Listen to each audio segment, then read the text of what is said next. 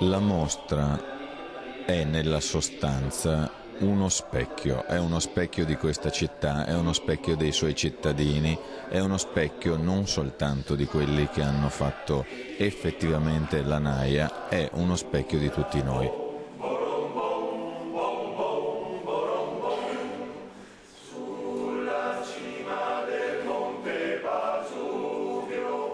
È la memoria, è l'essere alpino. Le foto portano i ricordi, i cori le cantano. Quindi è la storia della guerra, perché gli alpini coi canti e dalla parte della guerra si facevano coraggio per affrontare le difficoltà. Oggi sono i ricordi e sono la serenità degli alpini che per il futuro che ricordi questo.